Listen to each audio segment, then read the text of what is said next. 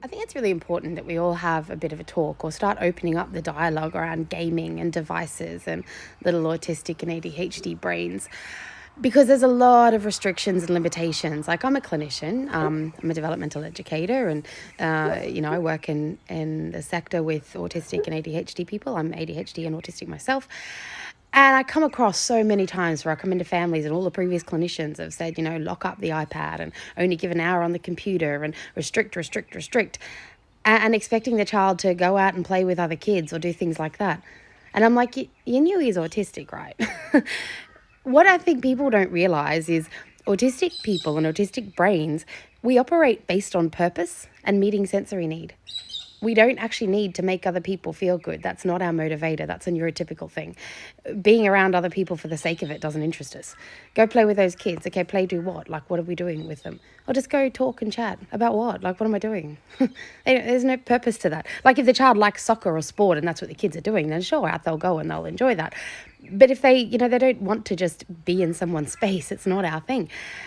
But we do love those great feelings. We love dopamine. We love stimming. We love, getting sensory input.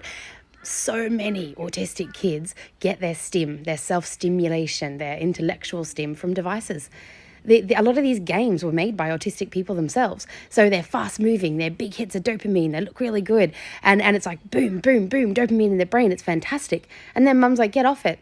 Or why? What am I doing? Just sit there and come and have time with the family. Where's the dopamine there? It's hard. So we've got to remember with gaming that some autistic kids feel so disjointed in community. They don't feel like they fit in. They don't know what their purpose is. They don't know how to add value in social situations.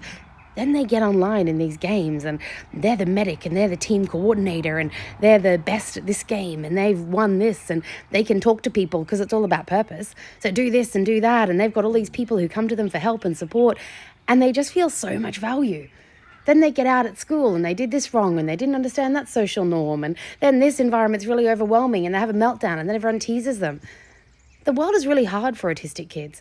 And when we find things we enjoy, when we find things that are dopamine sources for us, you've got to help us use them. Like, I totally get the overstimulation that some kids get, and that needs to be managed somehow with other dopamine sources. And I understand some parents who don't like some of the content that they're seeing in games. And I totally respect parents needing to manage content. These young little brains don't need to see adult content.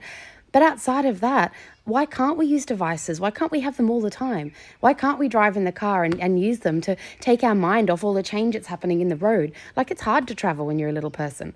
So I don't know. We need to reduce all these restrictions.